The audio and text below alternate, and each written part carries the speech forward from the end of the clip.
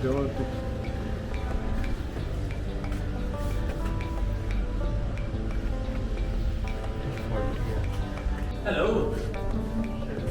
So the ticket, it costs 2.40, €2.40, and these are the air raid shelters, and they are the biggest in Malta. Look.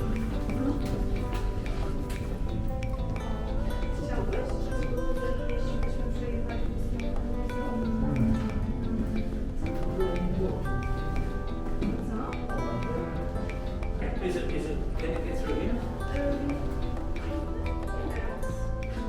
We bring it up? Is it heavy duty, is it? Let's see. Let's have a look.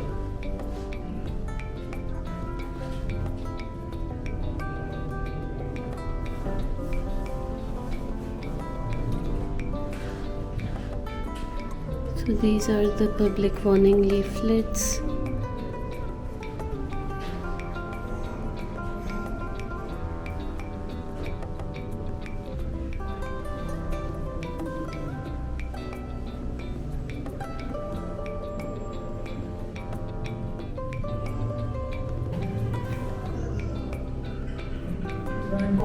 Hold on here, yes?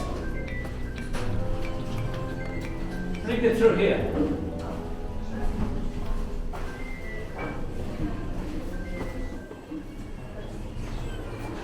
Yeah.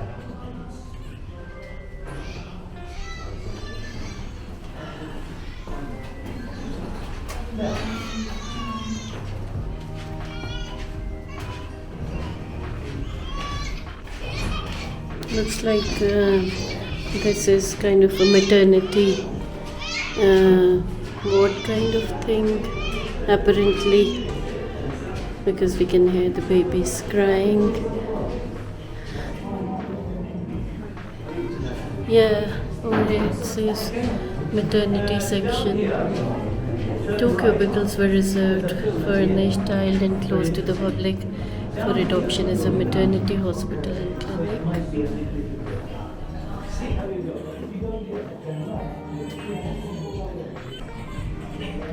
So rations were reduced to very low levels.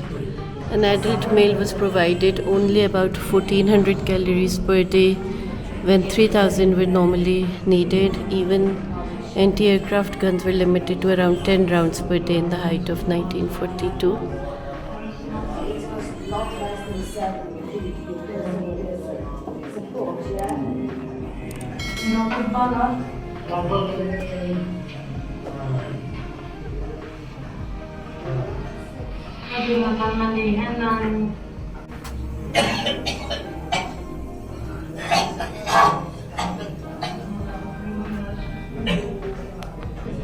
So these are the private cubicles, and it tells that a family of 5 or 6 could apply for a permit to take a small private room.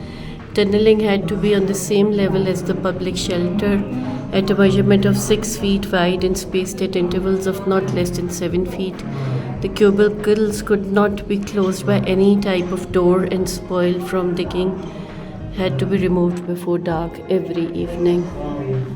So these are the private cubicles. This is the size, same as this. This is also a private cubicle. That looks like a private cubicle as well.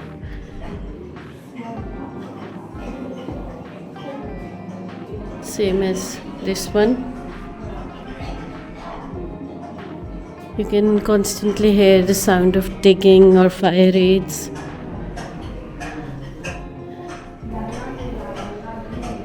On 15th April 1942, King George VI awarded the George Cross to Malta to honor her brave people. I award the George Cross to the island fortress of Malta to bear witness to a heroism and devotion that will long be famous in history.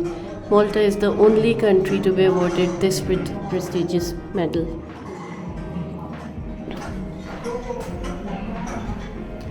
Again, a private cubicle.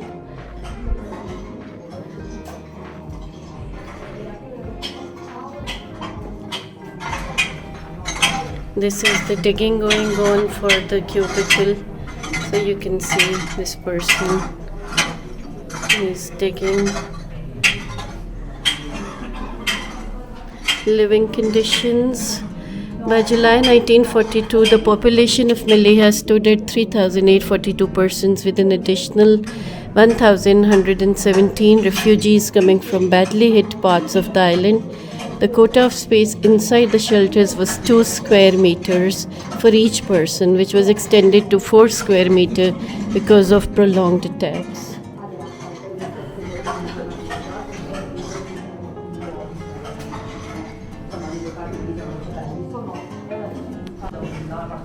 The air was filled with the crash of masonry and the uncanny swirl of blast.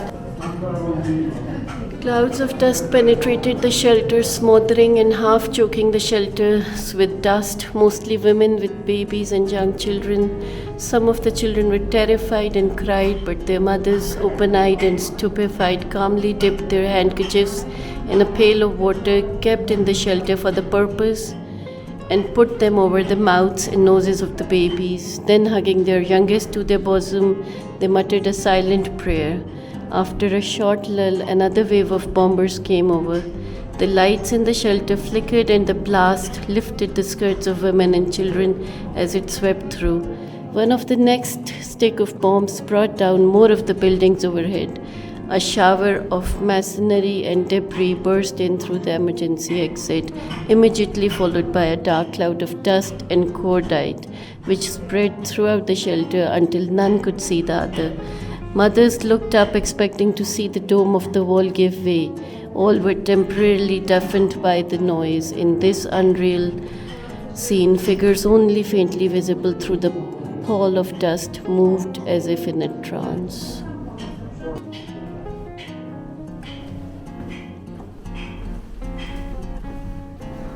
Very dark history. So this section of the shelters was closed off to the public to store the most valuable works of art from the Villetta Museum. Being first stored in the Royal Malta Library, the works were moved to the Mellieha shelters and moved again after 6 months owing to dampness and lack of ventilation to Wardala Palace at Rabat.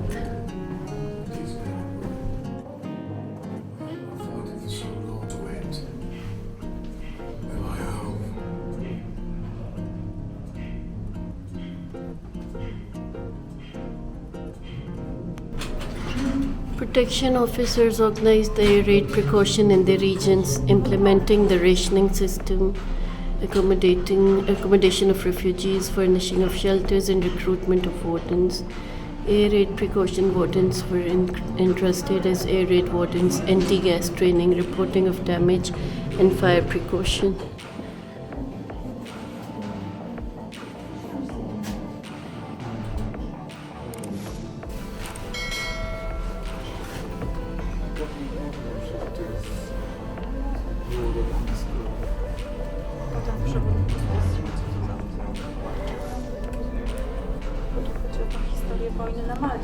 So there was this movie about the war.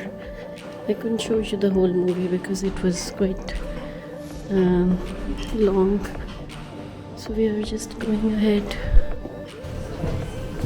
So under crowded conditions and with growing malnutrition, diseases increased, spreading every type of tuberculosis, as did typhoid, lice, fleas and bed bugs were common, with scabies being the worst medical plague.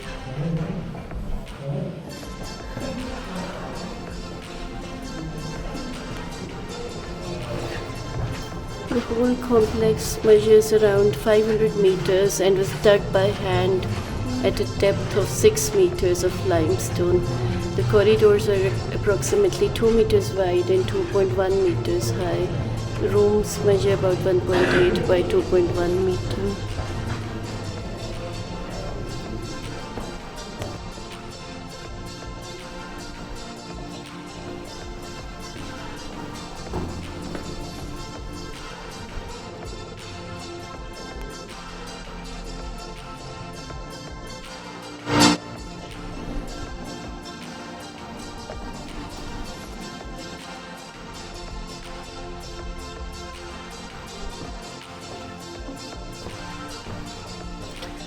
So these keep going on for like, they're very long, these tunnels, and these air shelters, they are massive.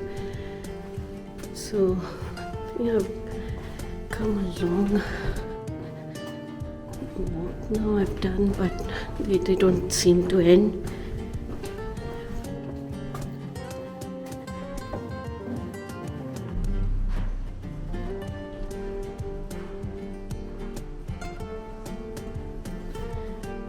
I'm going to go back now because, as I've said, they are massive and I've walked quite a bit in them.